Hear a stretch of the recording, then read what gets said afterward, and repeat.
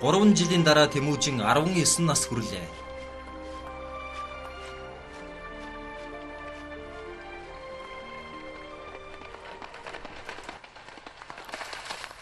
Аха!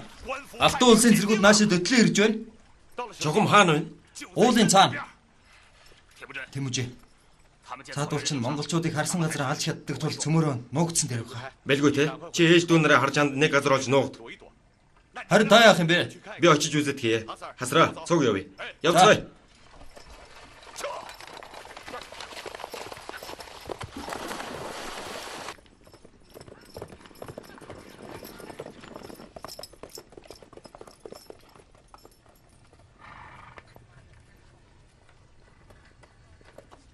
Явъя.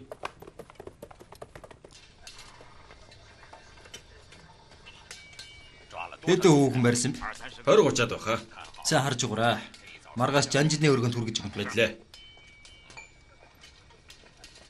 Энэ төмрийн даргачуудыг яагаад алаагүй юм? Жанжаа.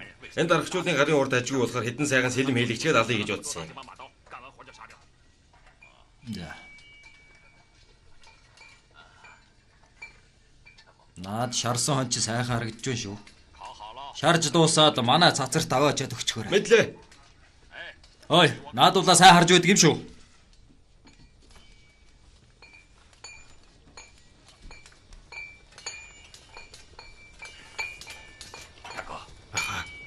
Эзээ зогцсон дээр үү? Шүн дундын үед л зүгээр болоо. Зөвхөн нэг шүү алтан улсын энэ олон цэргүүд байх туу да. Нөгөө ажиллаа хий. За за.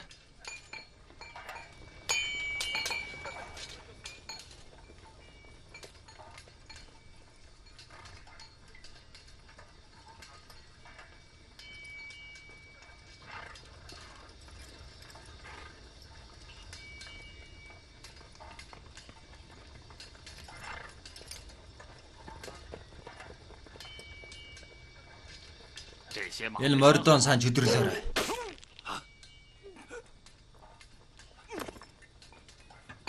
Монголчууд ирлээ.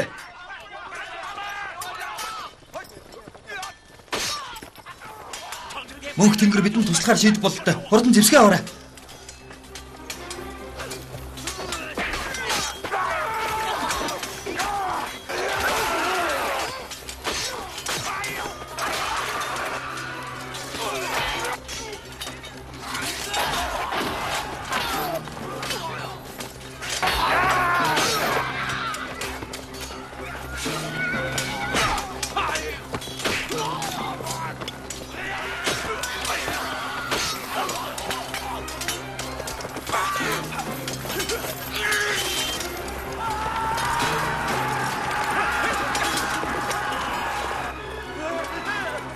Дараад.